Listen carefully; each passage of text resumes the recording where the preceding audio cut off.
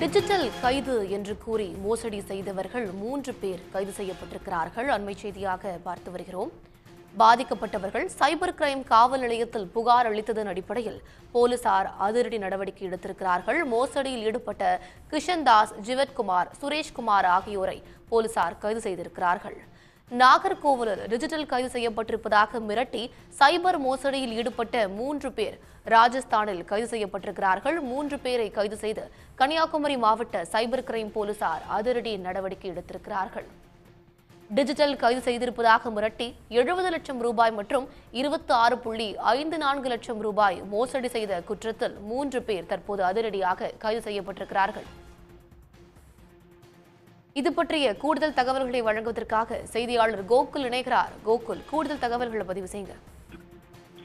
வணக்கம். அதாவது digital arrest செய்யப்பட்டுள்ளதாக கூறி ஒரு நபரிடம் 70 லட்சம் மற்றும் இன்னொரு நபரிடம் 26,54,047 ரூபாய் மோசடியாக பெற்றுக்கொண்டதாக கடந்த சில தினங்களுக்கு முன்பு நாகர்கோவில் இருக்கக்கூடிய குமரி மாவட்ட சைபர் கிரைம் காவல் நிலையத்தில் 2 புகார்கள் வரப்பட்டது.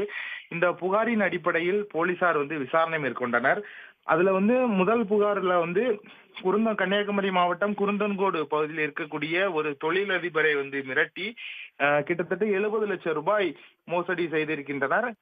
மற்றொரு புகார்ல நாகர்கோவிலை சேர்ந்த ஒரு அரசு கலை கல்லூரியில் வேலை பார்த்திருக்கக்கூடிய ஓய்வு பெற்ற பேராசிரியரை மிரட்டி ரூபாய் 26,54,047 ரூபாய் இந்த டிஜிட்டல் அரெஸ்ட் என்று சொல்லக்கூடிய அந்த சைபர் மோசடியை செய்திருக்கின்றனர்.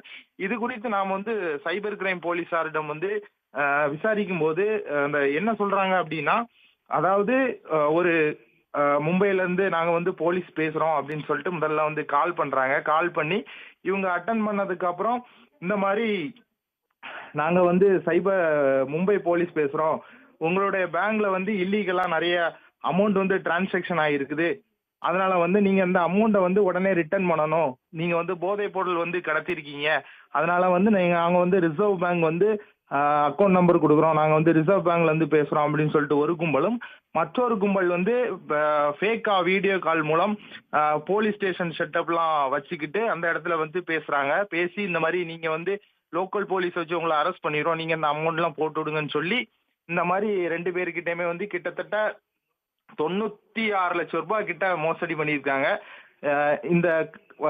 இந்த பார்ட்டி இந்த பைசாவை கொடுத்ததுக்கு அப்புறம் தான் தெரியுது இவங்க ஏமாந்துருக்காங்க அப்படின்னு தெரியுது. உடனடியாக மாவட்ட காவல் கண்காணிப்பாளர் ஸ்டாலின் அவர்கள்ட்ட நேரடியாக புகார் கொடுத்து இந்த புகார் சைபர் கிரைம் கூடுதல் காவல் கண்காணிப்பாளர் அவர்களிடம் நேரடி விசாரணையில் விசாரிக்கப்பட்டது.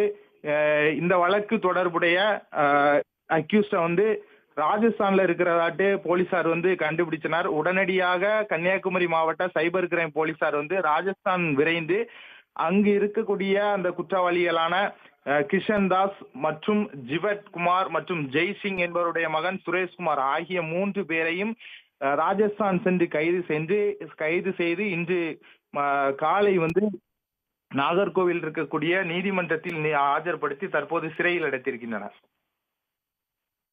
விவரங்களுக்கு நன்றி கோகுல்.